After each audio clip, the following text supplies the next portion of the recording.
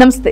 AP ఎన్నికల్లో అత్యంత చర్చనీయాంశమైన నియోజకవర్గాల్లో గన్నవరం స్థానం కూడా ఉంటుంది. అక్కడ నుంచి వైసీపీ అభ్యర్థిగా పోటీ చేస్తున్న వల్లభనేని వంశీకి ఇప్పుడు గెలవడం చాలా అవసరం. గతంలో వరుసగా 2 సార్లు టీడీపీ నుంచి సునాయాసంగానే గెలిచినా ఇప్పుడు మాత్రం విజయం కోసం వంశీ నానా అవస్థలు పడాల్సి వస్తుంది. కట్టెల కొద్ది డబ్బులు వెదజల్లుతున్న ఫలితం లేని దుస్థితి ఇప్పుడు వల్లభనేని వంశీ ఎదుర్కొంటున్నారు. 1955లో గన్నవరం నియోజకవర్గం ఏర్పాటైన తొలినాళ్లలో మహానేత పుచ్చలపల్లి సుందరయ్య పోటీ చేసిన స్థానం అది. ప్రజల నుంచి విరాళాలు సేకరించి ఆయన ఎన్నికల్లో పోటీ చేయగా ఇప్పుడు ఆ ఓటర్లకే వేలకు వేలు పోసి ఓట్లు కొంటున్న దౌర్జన్య స్థితి దాపురించింది. ఇక ఈసారి వల్లభనేని వంశీ గన్నవరంలో గెలవడం కష్టమే అంటున్నారు.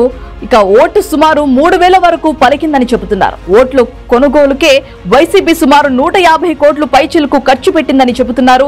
2014లో టీడీపీ అభ్యర్థిగా పోటీ చేసిన వల్లభనేని వంశీ ఓటుకు 700 ఇచ్చి కొన్నారని అప్పట్లో వార్తలు వచ్చాయి. వైసీపీ అభ్యర్థిగా పోటీ చేసిన డాక్టర్ రామచంద్రరావు 500 ఇచ్చారని అనేవాళ్ళు. అయితే డబ్బులు అందరికీ పంచలేదని, మధ్యలో వాళ్లే సగం నొక్కేశారని కూడా చెబుతున్నారు.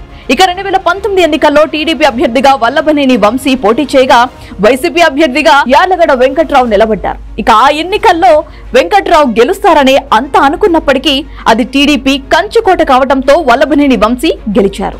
ఇప్పుడు వైసీపీ తరపున వల్లభనేని వంశీ, టీడీపీ తరపున యార్లగడ్డ వెంకట్రావు బరిలో ఉన్నారు. అయితే గన్నవరం నియోజకవర్గంలో మొత్తం 2,79,054 ఓట్లు ఉన్నాయి. 2,36,861 ఓట్లు పోలైనట్లుగా ఈసీ లెక్కలు చెబుతున్నాయి. కానీ గన్నవరం నియోజకవర్గ ఓటర్లను డబ్బు ప్రభావితం చేసిందనే విషయం మాత్రం అక్కడి వాతావరణాన్ని బట్టి అర్థమవుతుంది.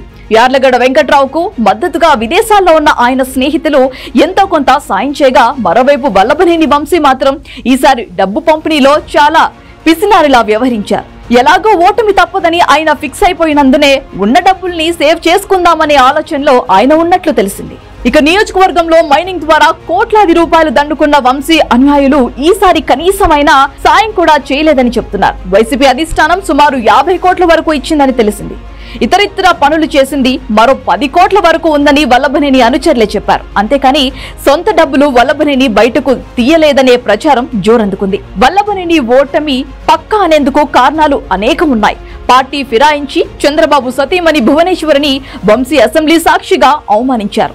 దానికి చంద్రబాబు కన్నీరు పెట్టుకోవటం వంటి అంశాలు నియోజకవర్గ ప్రజలపై తీవ్ర ప్రభావం చూపాయి. పైగా అది రాజధాని ప్రాంతం కూడా కావడంతో సహజంగానే వైసీపీపై వ్యతిరేకత ఉంటుంది.